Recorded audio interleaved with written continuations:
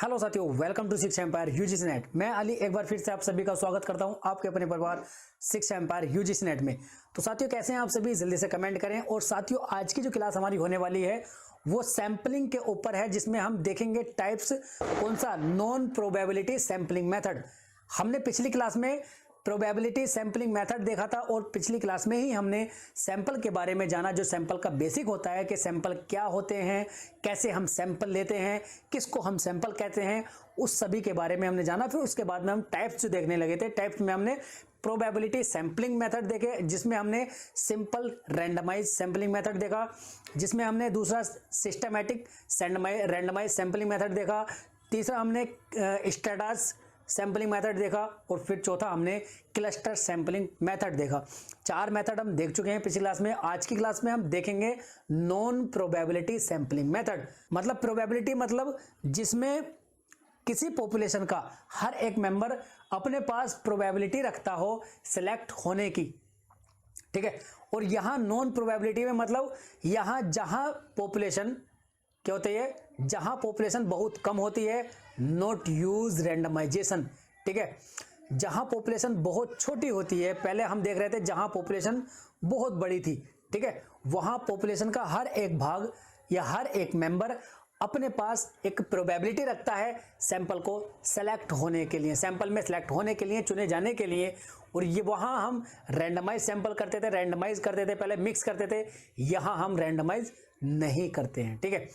तो इसके अंदर कौन कौन से सैंपलिंग मेथड आते हैं वो देखते हैं हम। देखो, पहला आता हमारा convenience sampling method. Convenience sampling method मतलब सुविधाजनक। कन्वीनियंस सैंपलिंग जो होता है सुविधाजनक, तो हम ऐसा सैंपलिंग मेथड जिसमें हम अपनी सुविधा के अनुसार सैंपल को सेलेक्ट करते हैं, सैंपल को लेते हैं। ठीक है। जैसा कि मान के चलो, क्वेश्चनेयर कराने के लिए, बच्चों से क्वेश्चनेयर कराने के लिए हमने बहुत सारे क्वेश्चन बनाए। ठीक है। अब हम उन क्वेश्चनेयर को अप्लाई करना चाहते हैं, यानी कि उन क्वेश्चन को बच्चों के ऊपर अलग अलग स्कूल में जाकर के हम बच्चों से अप्लाई करते हैं, बच्चों पर उन क्वेश्चन को पूछते हैं कि हम देखते हैं कि उस क्वेश्चनेयर का जो हमारे पास कंक्लूजन है वो क्या निकलता है। ठीक है।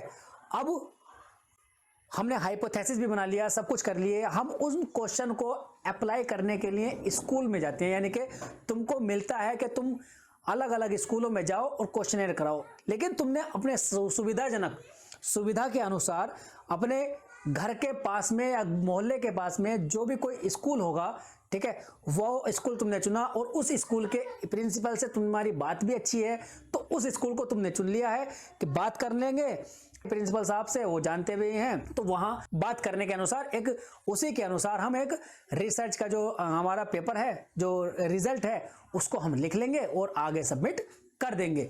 तो ये क्या हुआ, हमारे सुविधा के अनुसार हो गया कि हमने जो सैंपल चुना है वो हमारी सुविधा के अनुसार है। कन्वीनियंस सैंपलिंग इसको बोलते हैं। ठीक है। अब आता पर्पजिस सैंपलिंग। पर्पजिस सैंपलिंग मतलब या जजमेंटल सैंपलिंग इसको बोलते हैं। ऐसे सैंपलिंग जिसमें जो रिसर्चर होता है, रिसर्चर अपने पर्पस के, यानी कि अपने रिसर्च का जो पर्पस है उसके पर्पस के अनुसार ही सैंपल को चुने। ठीक है। ये रिसर्चर के ऊपर डिपेंड रहता है कि उसकी जो रिसर्च है, अपने रिसर्च के अनुसार ही, अपने रिसर्च के पर्पस के अनुसार ही जो सैंपल हैं, जो इंडिपेंडेंट वेरिएबल्स हैं जिनको हम चुन रहे हैं, उनको हम चुन सकते हैं अपने पर्पस के अनुसार। ठीक है।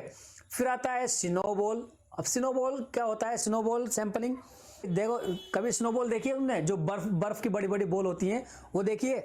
अब वो क्या होता है, जब बड़ी बर्फ ऊपर पहाड़ से एक छोटी सी बॉल, एक छोटी सी बर्फ की बॉल ऊपर से लुढ़कती भी आती है ना, तो जैसे वो रोल करती है, तो जहां जहां वो रोल करती है वहीं का बर्फ वो अपने ऊपर चिपकाती रहती है। जैसे रोल करेगी उतना ही वो जहां जहां जाएगी उतना ही बर्फ उसके ऊपर चिपकता रहता है। वो ऐसे इस तरह से रोल करते करते करते करते जब वो ऊपर से नीचे तक आती है ना, तो बहुत बड़ा आकार ले लेती है, तो वो क्या होता है, स्नोबॉल होता है। तो इसी तरह से हम यहां करते हैं कि मतलब इसमें क्या होता है, एक चैनिंग होती है। चैनिंग होती है कि एक सैंपल जो हमने लिया है वो सैंपल हमें सजेस्ट करे दूसरे सैंपल के लिए। ठीक है। हमें एक सैंपल दूसरे सैंपल के लिए सजेस्ट करे कि हाँ, एक के बाद में चैन बनेगी हमारे पास कि एक लिया, उसने दूसरे को बताया, ठीक है, उसने दूसरे को बताया, उसने उसको बताया, तो इस तरह से हमारे पास चैन बनी, एक के बाद एक, एक के ऊपर एक, एक के ऊपर एक जुड़ता रहता है। तो इसको बोलते हैं हम स्नोबॉल सैंपलिंग मेथड। ठीक है। जैसे कहते हैं ना कि थैंक यू मत बोल, तुम आगे जाके 3 की मदद कर देना, उनसे कहना को 3 की मदद करे, उनसे कहना 3 की मदद करे। तो वो क्या था, वो यही है, चैनिंग सिस्टम है, ठीक है। तो उसके बाद आता हमारा कोटा सैंपलिंग। अब कोटा सैंपलिंग क्या है?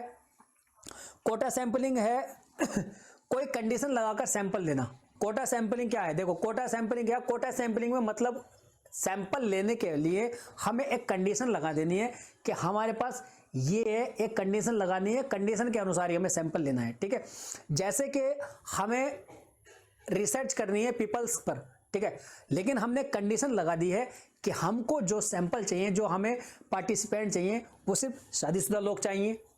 एक कंडीशन लगा दी कि सिर्फ हमें शादीशुदा लोगों को ही हमें पार्टिसिपेंट करना है, सैंपल बनाना है, या फिर गैर शादीशुदा जो अनमैरिड हैं उनको लेना है। तो एक कंडीशन लगाकर जब हम सैंपल लेते हैं तो वो होता है हमारा कोटा सैंपलिंग, ठीक है। तो ये 4 प्रकार के थे हमारे नॉन प्रोबेबिलिटी सैंपलिंग, ठीक है, नॉन प्रोबेबिलिटी सैंपलिंग मेथड। तो उम्मीद करता हूँ अच्छे से समझ में आ गए होंगे, ठीक है। बाकी सैंपल मेथड जो होते हैं हम पिछली क्लास में देख चुके हैं। आज की क्लास छोटी रहेगी और आज की क्लास हम यहीं तक रखते हैं। जो कोई कंफ्यूजन हो कमेंट करके जरूर बताना। मिलते हैं अगले सेशन में, और लाइक शेयर सब्सक्राइब जरूर करके जाना, ठीक है। तो मिलते हैं अगले सेशन में, तब तक के लिए हंसते रहें, मुस्कुराते रहें, अपनों और अपनों का बहुत सारा ख्याल रखें। धन्यवाद, टेक केयर, बाय, जय हिंद।